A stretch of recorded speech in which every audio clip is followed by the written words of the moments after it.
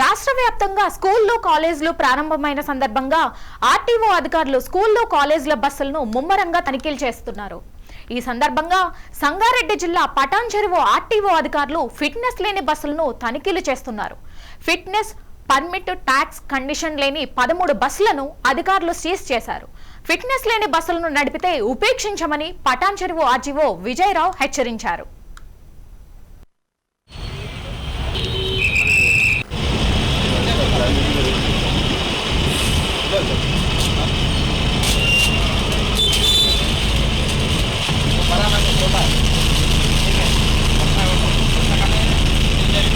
స్కూల్లో ఈ మంత్ అంటే జూన్ 12 నుంచి రీఓపెన్ అయినాయి. దీనిలో భాగంగా స్కూలు యాజమాన్యాలకు అందరికీ కూడా మేము ముందే ఫిట్నెస్లు అన్నీ చేయించుకొని స్కూలు మనం ఓపెన్ అయ్యే లోపల బస్సులన్నీ యథావిధిగా కండిషన్లో ఉండేటట్లు ఉంచుకొని రోడ్డు మీద వచ్చి స్టూడెంట్లను స్కూల్లో కానీ వాళ్ళ ఇంటి దగ్గర కానీ భద్రతగా దించడానికి మేము ఆల్రెడీ వాళ్ళకు ఆదేశాలు ఇవ్వడం జరిగింది.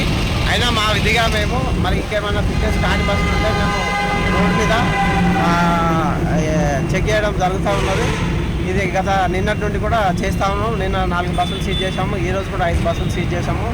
ఇది వాళ్ళకు అవగాహన ఇచ్చినా కూడా వాళ్ళు అదేవిధంగా బస్సులు తిప్పడం జరుగుతుంది. కాబట్టి మరి వాళ్ళకు రోడ్డు మీద మేము చెక్ చేసి వాళ్ళని సీజ్ చేసి మళ్ళీ వాళ్ళకు ఫిట్నెస్ లేకుండా రోడ్డు పైకి రావద్దని చెప్పేసి వాళ్ళకు ఇన్స్ట్రక్షన్స్ ఇవ్వడం జరిగింది.